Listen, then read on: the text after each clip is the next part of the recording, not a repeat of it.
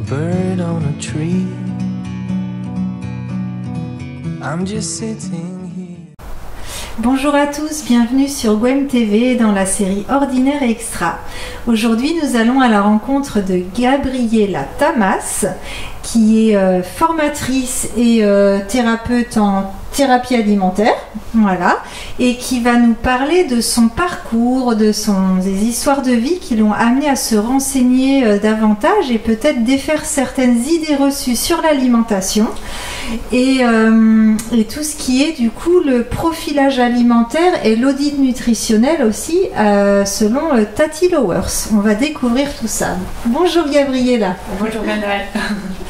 Alors du coup, explique-nous un petit peu, est-ce qu'il y a eu à un moment donné dans ta vie des événements, un parcours spécifique qui t'a fait changer de voie ou te renseigner sur une voie particulière et qu'est-ce que tu as découvert et qu'est-ce que tu en as fait et voilà. Oui, alors je vais faire rapidement parce que mon parcours c'est un tout petit peu, on va dire, atypique. Oui.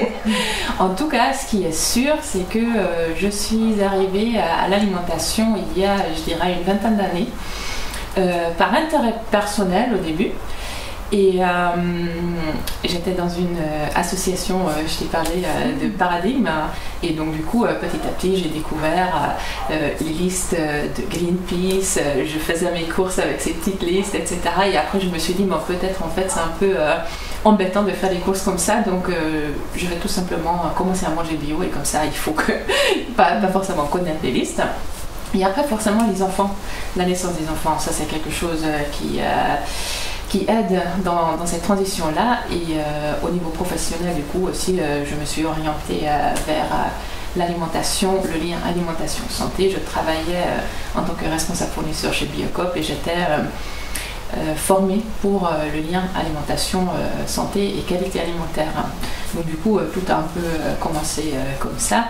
Et après, on a eu des petits bobos dans la famille, des petits soucis, mon mari, les enfants, etc. Ça, sur mon blog et sur mon site, j'en parle pas mal. Et forcément, du coup, quand on travaille sur l'alimentation santé, on essaye de se faire du bien. Et donc, notre famille, en fait, on va dire, se soigne par l'alimentation. Et donc, du coup, ça nous permet de vivre presque comme normalement, malgré des pronostics qu'on a pu avoir qui n'étaient pas toujours très joyeuses. Et quelles ont été justement les prises de conscience élémentaires pour se soigner avec l'alimentation ? Alors, je me souviens d'une prise de conscience juste incroyable, ça m'a vraiment resté. C'est une anecdote, hein, c'est pas très, c'est pas très scientifique, mais en tout cas, on n'avait rien à manger à la maison, on revenait de vacances ou je sais pas, il y avait quelque chose comme ça. Et je suis allée dans la petite supérette, je me suis dit, à l'époque j'avais déjà cette démarche pour essayer de faire bien et d'acheter des bonnes choses. Et je me suis dit, bon tiens, je vais acheter quelque chose de surgelé. Et comme ça, il y aura au moins beaucoup moins de conservateurs ou des choses comme ça dans l'aliment que je vais choisir.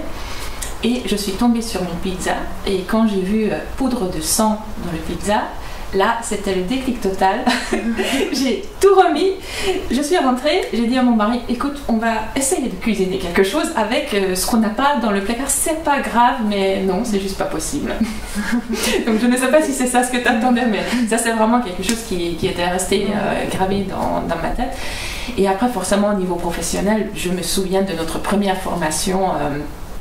Quand je suis rentrée chez Biocop, cette profession-là, la responsable fournisseur, en fait, ça n'existe pas trop. Donc, du coup, on a une formation plutôt commerciale. Et après, on nous forme à la qualité alimentaire. Et donc, j'avais la grande chance vraiment de pouvoir suivre une formation avec Brigitte Fichot, qui est une diététicienne à Rennes. Et elle a écrit énormément de livres, etc. Maintenant, elle est à la retraite. Et donc, du coup, là, quand j'étais là, je me suis dit, ah, mais c'est ça ce que je veux faire. Donc, j'étais quand même restée quelques années à Biocop pour travailler, etc. Et après, j'ai fait la fameuse formation avec Brigitte Fichot. Et après, j'ai fait aussi la formation de Tati, naturopathie, thérapie alimentaire, etc. Plein de choses. C'est comme ça s'est enchaîné. Et justement, qu'est-ce qui t'avait autant parlé avec cette personne de te dire, c'est ça que je veux faire ? Est-ce qu'il y a eu des notions, des choses qui étaient tellement nouvelles ou, enfin... En fait, Je sais pas trop comment dire. Ma mère, elle est biologiste. Et donc, du coup, elle connaît les plantes. Quand on était enfant, on était soigné par des tisanes, etc. On cueillait toujours, je sais pas, la camomille, l'ortie, plein de trucs comme ça. Et donc, ça faisait partie de ma culture, mais sans conscientiser en fait que je pourrais en faire quelque chose. Et donc, quand j'ai eu cette formation avec Brigitte Fichot, alors bien entendu, il y avait le côté alimentaire, il y avait, je sais pas, les colorants, les exhausteurs de goût, plein de choses comme ça, mais il y avait aussi des plantes, il y avait aussi quelles sont les vertus de certaines choses, et aussi, elle a déjà bien commencé, avant que j'ai eu la formation de Tati, de déconstruire en fait des idées reçues sur l'alimentation. Que les graisses, ça peut être très très bon, qu'il ne faut pas forcément être végétarien pour être en bonne santé, ou toutes ces choses-là, en fait, c'était très intéressant. Donc voilà. Et justement, parlons un petit peu des idées reçues les plus classiques que tu peux rencontrer à ton cabinet, où les personnes viennent te voir et que là, presque, tu sais que ça va peut-être les choquer. Comment, voilà, quelles sont les 3-4 idées reçues les plus communes en France, en tout cas? Alors, je pense que la première qui me vient, c'est vraiment les graisses. Ça, on nous a bassiné depuis 50 ans que les graisses, c'est mauvais, il ne faut surtout pas manger des graisses, ou alors un tout petit peu d'oméga 3 au grand maximum, mais surtout pas du beurre ou du fromage ou des œufs ou des choses comme ça. Donc, en fait, ça, je pense que ça, c'est quelque chose qui peut choquer les gens, mais je le fais toujours avec beaucoup de tact et progressivement, suivant ce que la personne, elle est capable d'entendre en fait sur le moment, et après moi j'en parle, je donne juste l'information, après la personne elle choisit pour elle-même ce qu'elle souhaite faire. Mais ce que j'ai observé, c'est très intéressant, j'ai 2 catégories de personnes. Il y en a une catégorie de personnes qui dit ouais, mais en fait ce que vous dites c'est pas tout à fait ce qu'on peut entendre par ailleurs, donc là bien entendu je peux les orienter vers des études, vers des écrivains, vers des livres, ou les livres de Tati Lowers ou autre chose. Et j'ai une deuxième catégorie de personnes qui mais je peux manger de la rillette et c'est pas du tout un problème de manger un barbecue, et même si je mange plus que 2 œufs par semaine, ça peut aller. Et là en fait j'ai les grands sourires et les gens ils partent vraiment comme si je les avais libérés d'un sac à dos de 50 kilos en fait, et ça j'aime bien ça. Donc les graisses surtout, la viande, que certains organismes ont besoin de protéines animales, hein, parce que je me suis formée avec toi aussi, donc j'ai retenu, mais qu'effectivement c'est super intéressant de comprendre qu'il y a des organismes, ils ne savent pas bénéficier des protéines végétales et qu'ils vont se rendre malades ou s'abîmer en décidant par croyance d'être végétarien. Est-ce qu'on peut en parler un petit peu plus de ça aussi? Oui, tout à fait. Donc en fait, ça, je dirais que c'est une deuxième idée reçue, c'est qu'il existe une alimentation santé qui pourrait être bon pour tout le monde. Et ça, c'est vraiment une idée reçue. Ça n'existe pas. Moi, je dis toujours qu'il y a autant de régimes que de personnes, parce qu'on est tous différents, et ça, on le voit de l'extérieur, mais en fait, on est tout à fait aussi différents de l'intérieur. Donc forcément, ce qui peut aller très bien chez ma voisine, c'est pas forcément la même chose pour moi. Et donc du coup, ça, je pense que ça, c'est quelque chose, en tout cas les gens qui viennent me voir, ils cherchent de toute façon ça. Ils savent que je fais du profilage alimentaire, et ce qui les intéresse, c'est de savoir comment ils peuvent se rapprocher le plus possible, ce qui leur ferait du bien. Alors bien entendu, il y a les observations, ce qu'eux, ils peuvent déjà voir avec leur alimentation, et après moi j'amène d'autres informations, d'autres pistes, et ils peuvent vérifier si ça leur va ou si ça leur va pas en fait. Oui, c'est un peu ce qu'on avait dit, que notre microbiote à chacun est un peu comme une empreinte digitale, il n'y en a pas un pareil, et ça c'est super intéressant que les personnes prennent conscience de ça, et que ce qui va réussir au voisin ne lui réussira peut-être pas du tout, ou sera même un poison pour lui, parce que parlons aussi des personnes où vraiment il y a des sensibilités particulières, où là vraiment des personnes, même des choses de plantes peuvent vraiment être un peu du poison pour eux. Est-ce que tu peux nous en dire plus?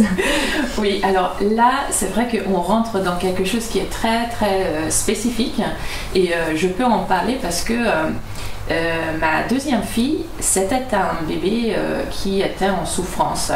Et en fait, pendant très très longtemps, alors en tout cas, ça me paraît très longtemps, 18 mois, on ne savait pas en fait ce qu'elle avait, mais elle ne dormait pas. Voilà, elle hurlait en gros du matin au soir, plus la nuit bien entendu en continu. Donc bon, c'était un peu compliqué. Et en fait, alors j'ai découvert à travers le travail de Tati Lowers une approche d'un hôpital pédiatrique qui fait des recherches dans son département d'allergologie depuis pratiquement, alors je ne veux pas dire des bêtises, mais il me semble que c'est presque 50 ans. Donc ils ont vraiment beaucoup de recul. Et en fait, ils se sont aperçus qu'il y a certaines substances alors chimiques, soit synthétique, soit naturel, à quoi ces enfants hautement sensibles, en fait, ils peuvent réagir. Et il se trouve que ma fille, du coup, malheureusement, elle fait partie de ces enfants sensibles pour qui, par exemple, les fruits, c'est un poison. Alors, ça peut paraître énorme comme ça, parce qu'on pense que les fruits, c'est sain, on pense qu'il faut en manger. Alors, je dis toujours que non, il n'en faut pas. Si vous aimez, vous en mangez. Si vous n'aimez pas, surtout ne vous culpabilisez pas de ne pas en manger. Mais en tout cas, pour elle, c'est sûr que ça donne des très très très grandes douleurs musculaires, articulaires, du reflux, etc. Donc c'est pas quelque chose qui lui convient en fait au niveau alimentaire. Et donc du moment qu'on a mis ça en pratique et on a commencé à pratiquer, tous ces problèmes, en commençant par l'eczéma, les problèmes de sommeil, je sais pas, le reflux, l'endormissement, tout ça, en fait, c'est disparu. Donc vraiment avec les fruits pour ta fille, c'est des fruits ou c'est pas que les fruits, essentiellement je dirais que c'est les fruits. Après il y a les tomates, il y a les graines germées, parce que forcément quand on mange bio, on aime bien les graines germées. Tout ce que moi je pense c'est saine en fait, pour elle c'était pas ça. Et ça a un nom que peut-être d'autres parents. Alors j'aime pas trop donner des catégories, parce que après en fait quand on se focalise sur des substances, après on devient vraiment très enfermé dans ce monde-là. Et je pense que pendant un certain temps, ça peut être très très intéressant de pratiquer des évictions, mais les évictions, surtout avec les enfants, ce n'est pas un fin en soi. Et il faut que ça soit moi je dirais accompagné, parce qu'autrement on peut faire vraiment beaucoup de mal. Comme par exemple, moi, j'ai fait beaucoup de mal à ma fille en lui cuisinant le biotypique pendant 18 mois, en fait. Oui, donc s'il y avait des symptômes, des choses, il vaut mieux consulter quelqu'un que de se dire « Ah, ça doit être ça », puis de partir sur un truc. Je pense c'est au cas par cas, vraiment. C'est au cas par cas, oui. Parce que si on parle par exemple, j'en sais rien, parlons de l'eczéma, il peut y avoir 36 000 causes pour un eczéma, et on ne va pas coller quelque chose là-dessus juste parce qu'il y a ce symptôme-là. Comme on est différent, en fait, on peut développer des manifestations dont les causes ils peuvent être différentes en fait d'une individu à l'autre. Et donc autant il y a ces idées reçues, est-ce qu'il y aurait par contre des idées générales qui sont bonnes pour tout le monde? Ah oui. Parlons-en, en effet ça peut être très très intéressant. Alors des idées où, comment dire, les conseils qui sont bons pour tout le monde, en fait, ils sont très très simples, mais ce n'est pas parce que c'est simple que c'est facile à faire. Et donc, il y a dans notre livre, on a écrit un livre avec Shin Lantzman qui est coach professionnel. On a mis à la fin, alors je ne me souviens pas, je suis désolée, mais je crois que ça doit être 5 ou 6 conseils généraux dont je vais essayer de transmettre en fait l'essence. C'est que il faut en fait manger des aliments qui sont dans la nature depuis longtemps. On dit toujours que si notre grand-mère ne connaissait pas ou n'avait pas dans son placard, c'est que c'est pas forcément une bonne idée. Après, on va le transformer dans notre cuisine avec amour. Donc on va essayer d'éliminer les produits transformés parce que forcément quand on transforme quelque chose, déjà on perd les nutriments, mais aussi comme on perd du goût aussi, pas que des nutriments, après il faut en rajouter que ce soit des conservateurs, des arômes, des exhausteurs de goût ou toute autre chose. Donc il y a ça. Après forcément on en parle beaucoup aujourd'hui, manger local et de saison, ça je pense que ça peut être aussi un très bon conseil pour tout le monde parce que les plantes qui sont soumises aux mêmes aléas climatiques que nous, forcément ils ont développé des capacités pour faire face et donc du coup nous on peut en bénéficier. Ça je pense que ça peut être très intéressant et la saisonnalité c'est tout simplement parce qu'on ne mange pas des fraises en décembre. Ça n'a pas trop de goût et c'est pas pour rien que ça n'a pas trop de goût en fait. Alors, c'est ce qui m'est venu comme ça. Après, sur mon site, il y a une infographie justement, quelles sont les questions à se poser avant d'acheter un produit alimentaire. Et donc, du coup, il y a toutes les questions qui sont mises dans l'infographie, qu'à la rigueur, on peut coller sur le frigo ou quelque chose comme ça qui facilite vraiment le choix. Parce qu'aujourd'hui, quand même, c'est un gros problème aussi. Il y a tellement de produits quand on va dans les magasins que le choix, c'est pas toujours évident. Et des idées générales pour les enfants? Est-ce qu'il y en aurait aussi? Parce qu'il y avait beaucoup de parents, ils se disent oh là là, il aime pas les légumes, mon enfant, ou il est pas comme il faudrait. Ah oui, alors une première idée générale, c'est que faisons confiance à nos enfants. Parce que normalement, chaque enfant naît avec le savoir vraiment très exact, qu'est-ce qui est bon pour lui et qu'est-ce qui n'est pas bon pour lui. Et donc du coup, si on ne pervertit pas cette sagesse, moi je parle de sagesse innée, du coup l'enfant il va être attiré par les choses qui lui font du bien en fait, tout simplement.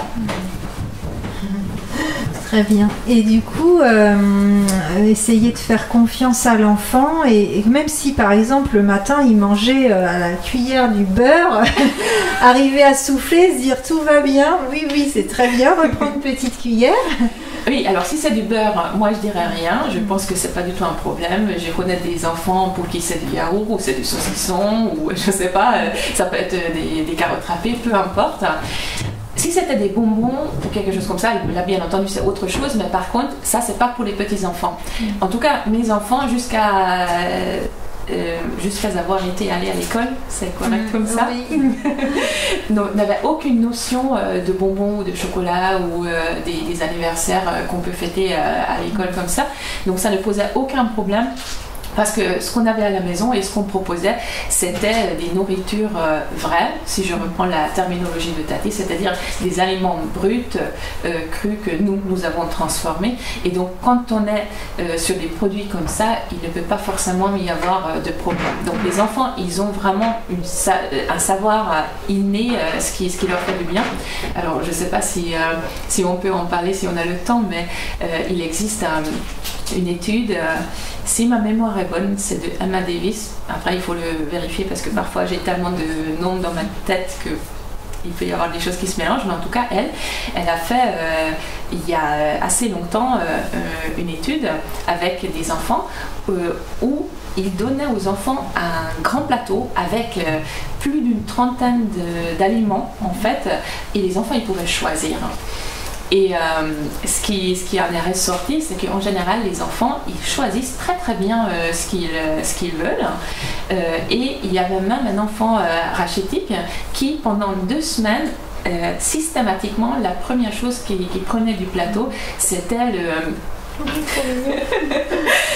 c'était le lit de foie de morue. Ah, oui. Donc je pense que c'est vraiment une étude qui explique très très bien que c'est pas juste une idée reçue que les enfants ils savent qu'est-ce qui est bon pour eux, mais vraiment il y a quelque chose au niveau physique. On a quand même des animaux, donc heureusement, on a des restes en fait de ces instincts, si on peut appeler ça des instincts, qui nous donnent en fait des éléments, qu'est-ce qui est ok pour nous. Ouais. Et donc, je conseillerais aux parents aussi de ne pas forcément forcer les enfants de manger une alimentation ce que nous pensons saine, parce que ça peut faire beaucoup de dégâts. D'ailleurs, j'ai eu plusieurs idées dans ma tête en disant ça, mais j'ai dans mon cabinet vraiment beaucoup de personnes qui ont été traumatisées par l'éducation à l'alimentation. Alors typiquement quand il faut rester à table jusqu'au goûter parce qu'on n'aime pas la viande, on n'aime pas le petit pois, etc. Et donc du coup on force les enfants à rester à table jusqu'à ce qu'ils aient fini, ou alors on leur resserre la même chose pour le goûter ou pour le soir, etc. C'est parfois quand les enfants ils n'aiment pas quelque chose, c'est qu'il y a une raison. Après, c'est pas la porte ouverte à n'importe quoi non plus, on est bien d'accord. Hein. Donc nous, ce qu'on a fait comme dit dans notre famille avec nos enfants, c'est que il fallait goûter 10 fois. Donc, je sais pas, le petit pois, t'aimes pas, ok, t'aimes pas, mais on le goûte.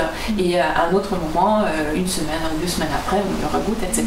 Et si après 10 fois l'enfant n'aime toujours pas les petits pois, on peut peut-être passer à autre chose. Et après, il y a dans notre livre avec Chine, il y a pas mal de conseils comment ne pas faire une guerre des repas en fait. Parce que ça, je pense que c'est quelque chose qui est très très important. Le repas de famille, ça devrait être normalement un moment convivial où on se retrouve, où il y a du plaisir et pas forcément des remontrances, finis-toi une assiette, mange-moi ça. C'est sûr, hein, ça permet d'ancrer d'autres choses et son rapport à l'alimentation future, et c'est vrai que c'est très important. Et aussi, est-ce qu'on peut parler un peu de la perte de poids, de la prise de poids? Là aussi, il y a quand même des idées reçues sur ce sujet-là où on peut penser faire tout ce qu'il faut pour perdre du poids et là, à la surprise, on grossit plus qu'on n'a jamais grossi. Oui, alors là aussi, je pense que ce qu'il faut comprendre, c'est que c'est individuel. On ne peut pas dire qu'il faut faire ci ou il faut faire ça et on va être mince. Je pense que tout le monde connaît des gens qui ont fait, je sais pas, le régime du Coran, le régime Montaignac ou autre chose, et forcément il y a une partie des personnes pour qui ça a marché, il y en a d'autres parties par contre pour qui ça n'a pas marché, ou alors ce qu'ils ont perdu, ils ont tout de suite repris, voire plus. Donc du coup, l'idée pour la perte de poids, ça serait déjà, si on parle de profilage alimentaire, c'est déjà cibler en fait ce qui nous fait du bien, et ça se trouve en fait le poids il va se stabiliser tout seul sans faire de régime, parce que on sait aujourd'hui que faire de régime c'est absolument pas la solution, c'est déconseillé par la plupart des médecins. Je vais juste citer le docteur Apfeldorfer ou comment il s'appelle son collègue avec qui... non, je ne sais pas. Bon, c'est pas grave. Apfeldorfer, c'est sûr. Et donc, ils font énormément de communication là-dessus, que arrêtons de faire des régimes parce que ça fait plus de dégâts que du bien. Donc oui, s'occuper de soi, bien entendu, prendre soin de son corps, mais ne pas s'affamer, ne pas rentrer en fait des régimes hypocaloriques ou hypoprotéinés ou toute autre chose pour se faire souffrir. Ça n'a pas de sens et c'est pas vraiment sain en fait. Oui, et puis des fois c'est en plus contre-productif parce que encore ça marcherait, mais ça marche pas forcément ou très temporairement. D'accord. Et du coup le livre il s'appelle comment, ton livre? Quand l'alimentation nous bouffe la vie. Ok, super. Et on mettra en descriptif de la vidéo justement le lien vers ton site internet, où est-ce qu'on peut se procurer le livre. Et donc, oui, savoir aussi voilà, que tu proposes des formations. Est-ce que tu peux nous en parler un petit peu? Moi, j'en ai bénéficié. Oui, alors Tati Loos, donc c'est une personne belge qui a fait plus d'une vingtaine d'années maintenant de recherche au niveau de la nutrition et qui a écrit plein de livres et qui a élaboré ce concept d'alimentation individualisée qu'on appelle aujourd'hui profilage alimentaire. Et donc quand elle est partie à la retraite en 2015, elle m'a demandé de continuer en France ces formations. Et donc aujourd'hui je dispense depuis 2015 la formation profilage alimentaire en présentiel quand c'est possible et en ligne. Et autrement, en fait, je me suis formée à la pleine conscience et à la thérapie narrative. Et aujourd'hui, je propose aussi une formation qui s'appelle thérapie alimentaire, qui, comment dire, ça englobe non seulement le quoi, qu'est-ce qu'on mange, mais comment on mange et pourquoi. Et donc c'est pour les professionnels qui veulent prendre soin des gens, non seulement au niveau de l'assiette, du contenu de l'assiette, mais en fait tout ce qui est autour. Bon, c'est très inspirant tout ça, et c'est vrai qu'aujourd'hui où la santé est importante pour tout le monde et depuis toujours, mais parlons quand même de l'importance de l'alimentation, et que aller faire le plein de pâtes, c'est pas forcément ce qu'il y a de mieux quand on veut avoir une bonne immunité. Oui. Et tu as une chaîne YouTube aussi où il y a beaucoup de petites vidéos, donc voilà. Est-ce qu'il y a quelque chose que tu pourrais rajouter? Je sais pas, en tout cas, oui, peut-être ce que je pourrais ajouter, c'est n'ayez pas peur de cuisiner, n'ayez pas peur de commencer à aller, même si c'est juste par des petits pas, vers une alimentation santé, et surtout ne mettez pas la barre trop haute pour que ça puisse durer en fait. Et je pense que on peut manger sainement avec beaucoup de plaisir, on peut aussi cuisiner sainement avec beaucoup de plaisir en impliquant les enfants, la famille, et ça peut être vraiment en fait un moment convivial où on se sent bien et qu'on partage. Ouais, super, merci. Et aussi pour ceux qui cuisineraient pas, parce que moi je suis pas très grande cuisinière, on peut manger très sain, des nourritures vraies de façon très simple pour le coup aussi. Ça, moi j'appelle celle de l'assemblage, et c'est tout à fait possible. Donc, il ne faut pas que ça soit rédhibitoire, qu'il faut entre guillemets cuisiner, parce que après, ça dépend ce qu'on appelle cuisiner, mais on peut manger très très bien. En effet, c'est très bien que tu soulignes, parce que moi j'adore cuisiner. Je sais, il y a plein de recettes sur ça. Mais en effet, il y a des gens pour qui c'est pas leur tasse de thé, donc, mais c'est tout à fait possible de le faire autrement. Donc il y en a pour tous les goûts. Voilà, il y en a pour tous les goûts. On vous dit à très bientôt sur Gwem TV et Ordinaire Extra et aux portes du Nouveau Monde, parce que là, c'est vrai qu'il y a des prises de conscience pour le Nouveau Monde à faire de ce côté-là aussi. À très bientôt, et merci Gabriella. Merci Gwenaëlle. Au revoir. Au revoir.